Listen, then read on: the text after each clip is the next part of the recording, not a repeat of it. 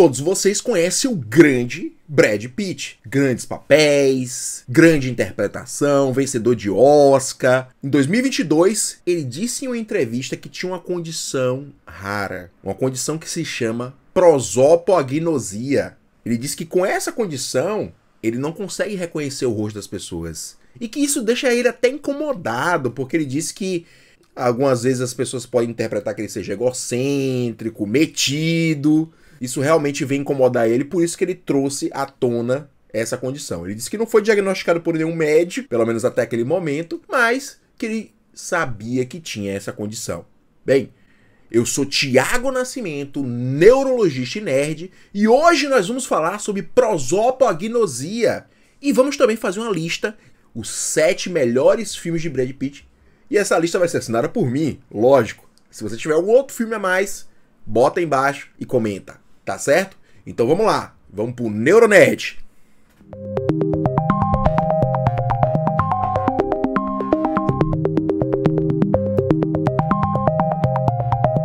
O termo prosopagnosia vem da onde? O que é que significa? Vem do grego. Prosopon quer dizer rosto, face. Gnosis é reconhecimento, então é agnosis, agnosia. O não reconhecimento. Por mais que lá no passado, pelo século XIX, Charcot já falava, já relatava casos que poderiam ser uma prosopagnosia, o termo mesmo ele foi cunhado lá por 1940, na década de 1940, 1947, por um médico alemão, Joachim Bodamer. E aí ele faz um relato de 3 casos. E dentre esses casos, ele tem um caso de um paciente de 24 anos que recebeu um tiro na cabeça. Vale chamar a atenção porque eu já falei isso até em um short aqui do YouTube, que as guerras, de certa forma, avançaram a neurologia. Não que eu esteja apoiando guerras de maneira nenhuma, são ruins. Mas o aspecto positivo é que esses tiros de antigamente eram tiros vazados, ou seja, atravessavam o crânio e atravessavam regiões específicas. Assim, aqueles pacientes que eu sabia aquela região que passou, eu poderia ter uma ideia da função daquela região cerebral. E o que aconteceu nesse paciente de 24 anos foi isso. Atingiu mais ou menos ali a região occipito, daqui de trás, temporal. E aí, o que é que ele apresentou?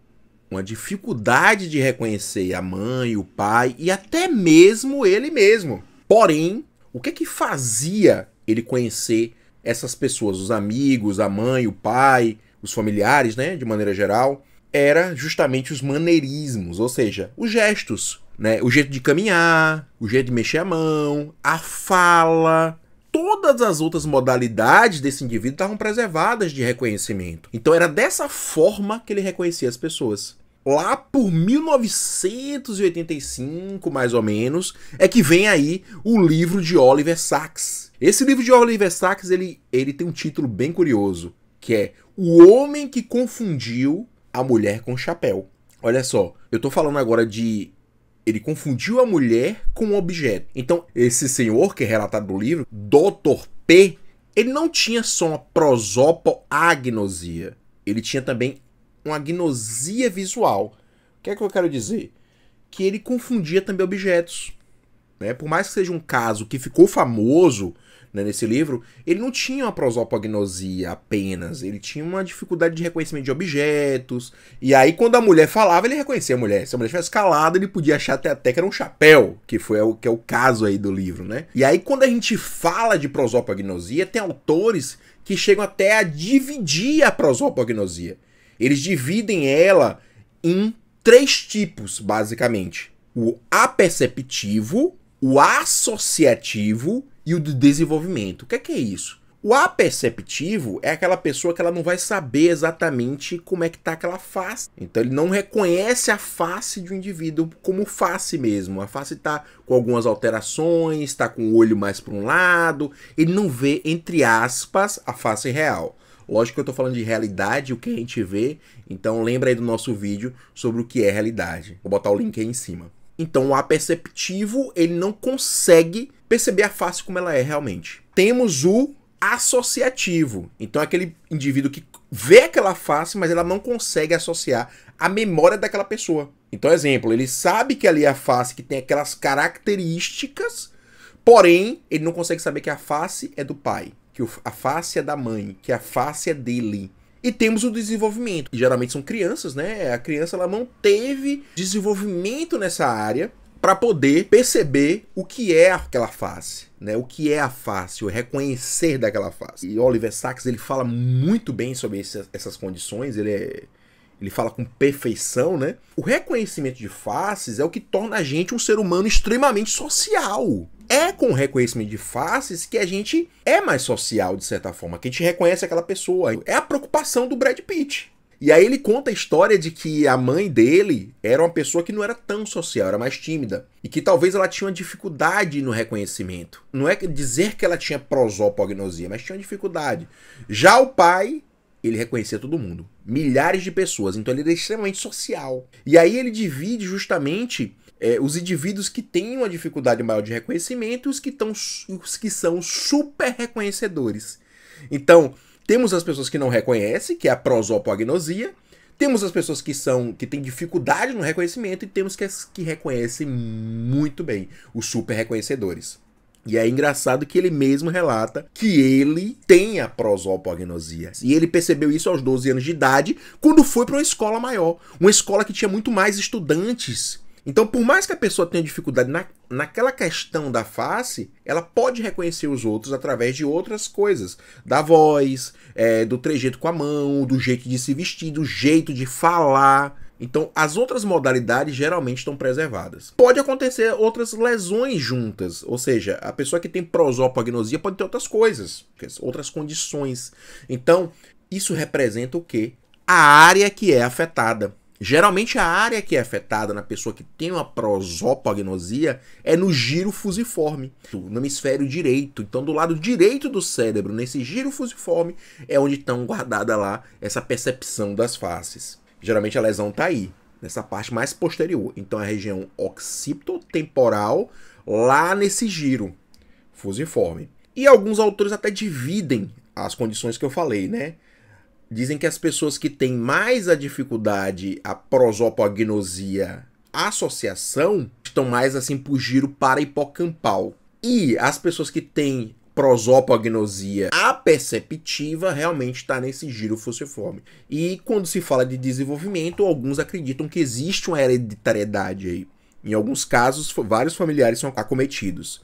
Essa região, que é o giro fusiforme, também pode explicar outras sensações, como a própria sinestesia ou como a dislexia, né, que vai ser tema de outros vídeos aí. E aí, assim, há outras condições que podem estar associadas déficits visuais, porque geralmente essa região occipital é a região da visão também. Então, muitas vezes ele não tem só uma dificuldade para reconhecer faces, tem uma dificuldade visual, ele tem uma hemianopsia, muitas vezes, ou seja, ele deixa de ver uma parte do campo visual, a metade desse campo visual, ou pode ter até dificuldade para ver cores. E o que causa a prosopagnosia? Pode ter condições adquiridas, que são desses dois outros casos. Então, AVCs podem causar de maneira mais aguda a pessoa ter essa dificuldade. Traumas, né? Eu próprio falei um caso aí de trauma que foi o tiro na cabeça que o paciente teve, né? Tumores podem acontecer também nessas regiões. Então tem várias causas e geralmente o tratamento é esse suporte a ajudar as pessoas a reconhecerem pela fala, pelo gesto. É uma condição, né, rara, acomete aí 1 para cada 50 indivíduos.